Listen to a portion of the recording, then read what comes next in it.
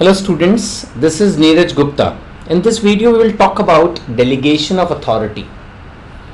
Authority किसके पास होती है? बॉस के पास. बॉस के पास घड़ी में कितने घंटे होते हैं? क्या? मेरा क्वेश्चन है, बॉस के पास घड़ी में कितने घंटे होते हैं? आप बोलो सर उतने ही होते हैं जितने किसी के पास भी होते हैं. राइट. ऑफिस में यूजली लोग 8 से 10 घंटे काम करते हैं. बॉस भी उतने ही कर सकता है. बहुत ज़्यादा इंथुजियास्टिक होगा तो 12 घंटे काम कर लेगा. 24 तो नहीं कर सकता. नहीं, कुछ लोगों के बारे में ऐसा सुनने में आता है कि 16 घंटे काम करता है, 18 घंटे काम करता है. चल मान लिया 22 घंटे करता है, तब भी देयर इज एन एंड. कोई भी आदमी 22 घंटे से ज़्यादा काम तो नहीं कर लेगा, 24 से ज़्यादा काम तो नहीं कर लेगा. अब अगर किसी के पास वर्कलोड इतना ज़्यादा हो, सब उसको फाइल्स पे ही साइन करने हैं एज ए बॉस, लेकिन फाइल्स ही 1000 है डेली की, तो बिना पढ़े करेगा या तो फिर, या पढ़ के करेगा तो कैसे कर लेगा 1000 फाइल्स? पॉसिबल है ना. तो इसका मतलब क्या हो गया कि उसको अपने नीचे एक जूनियर अपॉइंट करना पड़ेगा, उसको अथॉरिटी देनी पड़ेगी, उसको रिस्पॉन्सिबल बनाना पड़ेगा कि भाई तू इस काम को कर. जब तक वो अपनी पावर्स शेयर नहीं करेगा उसका काम नहीं चलेगा.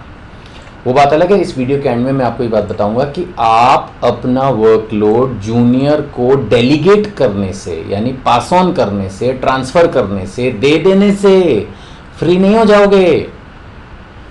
आपके ऊपर जो बॉस है वो डंडा आपके ही सर पे मारेगा. यही सिस्टम होता है डेलीगेशन ऑफ अथॉरिटी का. ये डंडे का मतलब समझे क्या है? सपोज एक चीफ मैनेजर है और आप मैनेजर हो. चीफ मैनेजर ने आपको एक काम दिया, आपको करना है. फिर वो सपोज वर्कलोड ज़्यादा है, कोई प्रॉब्लम नहीं, आप असिस्टेंट मैनेजर से करवा लो, लेकिन चीफ मैनेजर को मारेगा डंडा, भैया वो काम ठीक से होना चाहिए. That is how the management, how the system of delegation of authority is. Right. तो चलो अब इसको आपकी बुक से भी पढ़ लेते हैं. इसमें क्या लिखा है? व्हेन अ जॉब और workload of a person grows beyond his capacity, जितना कोई कर सकता है उससे ज़्यादा है.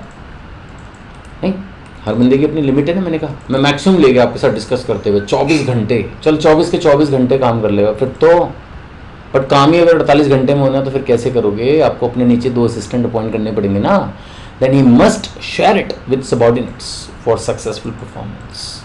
ठीक है. मैनेजर जो हैं they can not manage and control everything. हर चीज नहीं कर सकते आप. नरेंद्र मोदी सोचे कि भाई मैं हर चीज ही कर लूंगा, दैट इज नॉट पॉसिबल. उसको कहीं ना कहीं अपने नीचे मिनिस्टर्स अपॉइंट करने ही पड़ते हैं. मिनिस्टर्स के नीचे भी और बहुत सारे डिपार्टमेंट और सब कुछ रहता है. ऐसा नहीं हो पाता. So if he desires to meet the organisational goals, focus on objectives and ensure that work is accomplished, he must share his workload. अगर आपको अपने ऑर्गेनाइजेशनल गोल्स अचीव करने हैं तो आपको कुछ काम दूसरों को देना ही होगा. This process is called delegation of authority.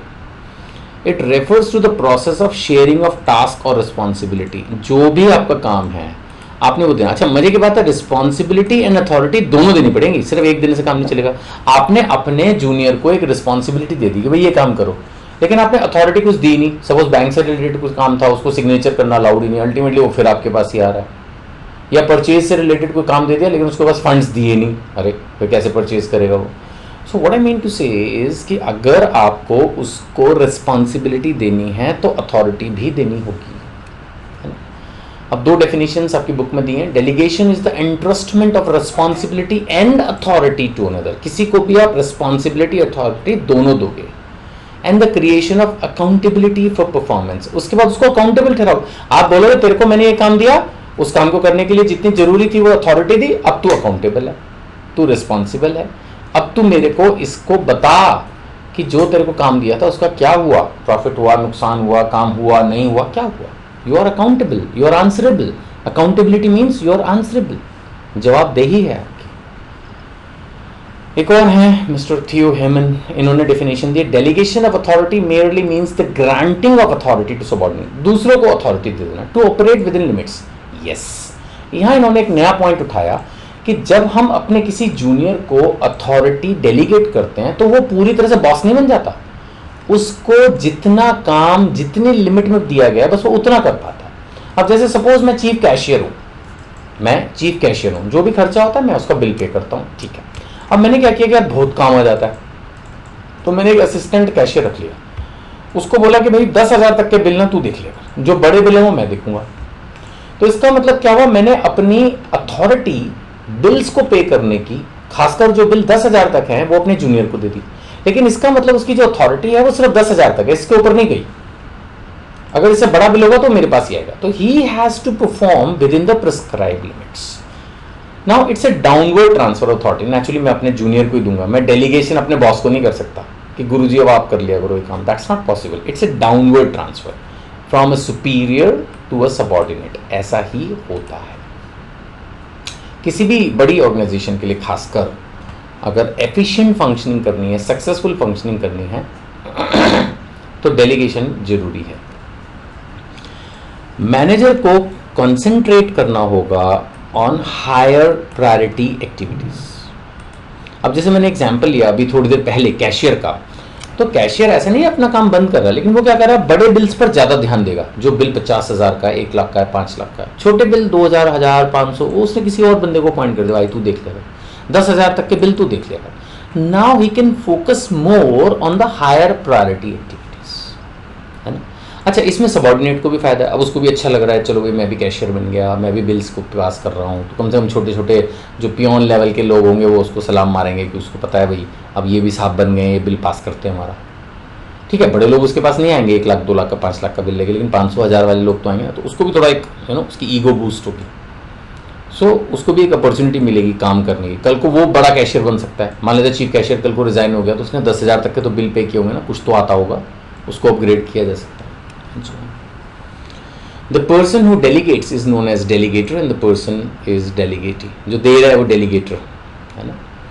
अब it's based on the principle of division of work. Naturally division of work तो है ही ना, क्योंकि सारा काम एक ही आदमी नहीं कर रहा, अभी आप बांट बांट के काम कर रहे हो, थोड़ा काम खुद कर रहे हो, थोड़ा काम दूसरों से करवा रहे हो। So it's kind of a division of work.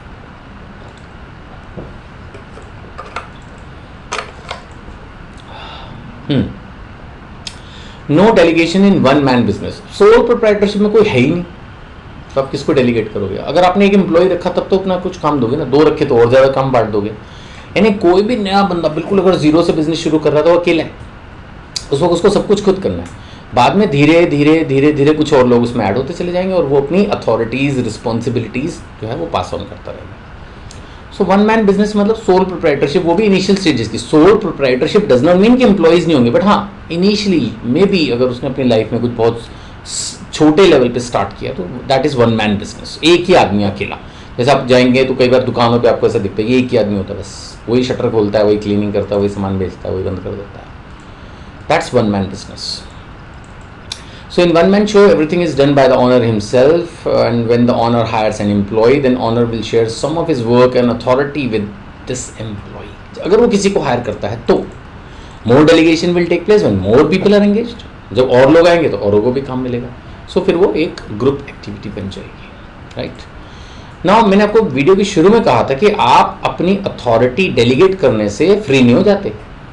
मैंने एक एग्जांपल लिया था कि सपोज कोई भी चीफ मैनेजर है और एक बीच में मैनेजर है और उसके नीचे एक असिस्टेंट मैनेजर है. सपोज 3 लोग हैं हायरार्की में और चीफ मैनेजर के किसी काम को मैनेजर ने वर्कलोड ज्यादा होने की वजह से असिस्टेंट मैनेजर को दे दिया. तो मैनेजर लेकिन अपनी रिस्पॉन्सिबिलिटी से फ्री नहीं हुआ. अगर असिस्टेंट मैनेजर ने कुछ गड़बड़ करी तो डांट उसको ही पड़ेगी. किसको? मैनेजर को.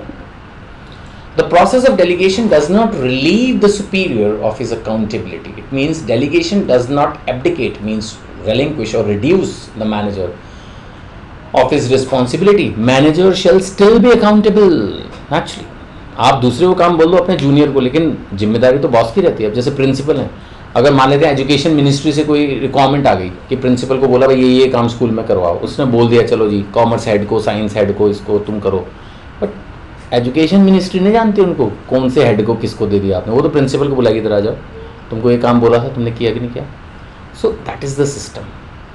सो authority granted to a subordinate can be taken back, ये भी है, and redelegated to another person. एक आदमी ठीक नहीं काम कर रहा तो आप दूसरे को दे दोगे. So irrespective of the extent of delegated authority, the manager shall be accountable as before delegation. उसकी अकाउंटेबिलिटी, जवाबदेही, आंसरेबिलिटी में कोई इंप्रूवमेंट नहीं है. वो उसके जूनियर को, बल्कि मेरे को तो लगता है टेंशन और बढ़ जाती है दूसरे जूनियर को देने में. That is a minus point, है ना. अब यहाँ पर भी वही सब एग्जाम्पल जो है वो दिया हुआ है कि उसने बैलेंस शीट अपने जूनियर को दे दी, वो उसने अगर ठीक से नहीं बनाई तो जो चीफ अकाउंटेंट है उसकी जिम्मेदारी है, भैया तुमने जूनियर से बनवाई या उसके भी जूनियर से बनवाई, उससे उनको कोई मतलब नहीं है। जो कंपनी के डायरेक्टर्स हैं वो तो अकाउंटेंट को पूछेंगे, चीफ अकाउंटेंट को, दिखाओ बैलेंस शीट सही बनी है कि नहीं बनी। तो सही एग्जाम्पल दिया, बहुत बढ़िया एग्जाम्पल दिया। Next is the process of delegation, but that will discuss in the next video. Thank you.